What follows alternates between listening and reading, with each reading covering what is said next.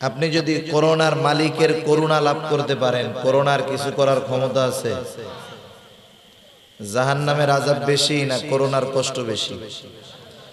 মুমিন কোনো মহামারীতে বিচলিত হবে না, কারণ হাদিসের মধ্যে আসছে যদি কোনো মহামারী দেখা দেয়, মুমিন ব্যক্তি ঈমানের সাথে যদি মরতে পারে সে শাহাদাতের দরওয়াজা লাভ করবে।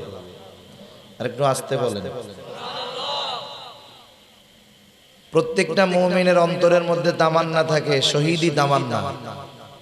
রাসূলুল্লাহ সাল্লাল্লাহু আলাইহি ওয়াসাল্লাম বলেন, যেই মুমিন তার অন্তরের মধ্যে শাহাদাতের তামান্না নাই, সে এক প্রকার নেফাকের উপরে মারা গেল। তাহলে প্রতিটা মুমিনের মধ্যে শাহাদাতের তামান্না থাকার দরকার আছে না নাই? যদি করোনা হয়ে কেউ যদি মারা যায় তাহলে তো শাহাদাতের দরওয়াজা, তাইলে করোনাকে ভয় পাওয়ার কি আছে? করোনাকে ভয় পাওয়ার কিছু আছে? কিছুই নেই। সেজন্য এই বিষয়গুলা নিয়ে এক নম্বরে মুমিন বিচলিত হবে না। যখন কোনো রোগ আসে, কোরআন সুন্নাহর আলোকে যেই নির্দেশনাগুলো আছে সেগুলা সে অনুসরণ করবে। কোন এলাকায় যখন মহামারী দেখা দেয় তখন নিয়ম হলো, হাদিসের কথা হলো যে সুস্থ মানুষ ওই এলাকায় যাবে না, ওই এলাকার মানুষ সুস্থ এলাকার মধ্যে আসবে না, এটা মান্য করতে হবে। আর যদি কেউ এতে মারা যায় তার ব্যাপারে খারাপ কোনো কিছু মনে করার সুযোগ নাই, কারণ প্লেগ মহামারী সাহাবাদের সময় একবার দেখা দিয়েছে। আল্লাহ রাসূল সাল্লাল্লাহু আলাইহি ওয়াসাল্লামের পরে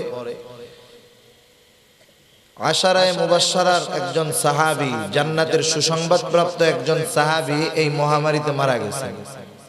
আর হাদিস তো আগেও শুনাইলাম যে মহামারীতে মারা গেলে সে শাহাদাতের দরওয়াজা পায়। সুতরাং এসব বিষয় নিয়ে ভয় পাবো না। আল্লাহ রাব্বুল আলামিন কেন এগুলা দেন? দেওয়ারও কারণ আছে। দেওয়ার অন্যতম কারণ হলো আমরা মাঝে মধ্যে আল্লাহ প্রদত্ত সীমা লঙ্ঘন করে ফেলি। আল্লাহ প্রদত্ত সীমা লঙ্ঘন করে ফেলি। এই জন্য আল্লাহ তাআলা মাঝে মধ্যে এরকম বিপদ দিয়ে আমাদেরকে একটু সতর্ক করে দেন, সতর্ক করে দেন। সেজন্য এগুলা নিয়ে আতঙ্কিত হব না, ইস্তেগফার পড়বো। হাদিসে রাসূলুল্লাহ সাল্লাল্লাহু আলাইহি ওয়াসাল্লাম দোয়া শিখায়া দিয়েছে, আল্লাহুম্মা ইন্নী আউযু বিকা মিনাল বারাস ওয়াল জুনুন ওয়াল জুযাম ওয়া সাইয়িল আসকাম।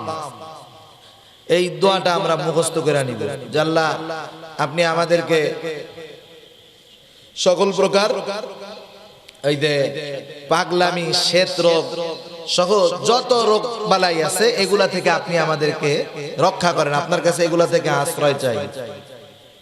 এগুলো দোয়াগুলো আমরা শিখে নিব, শিখে আমল করব। ইনশাআল্লাহ আশা করি সকল প্রকার সমস্যা দূর হয়ে যাবে। ভয়ের কোনো কিছু নাই। আল্লাহ বুঝবার তৌফিক দান করুক। সকলে বলি আমিন।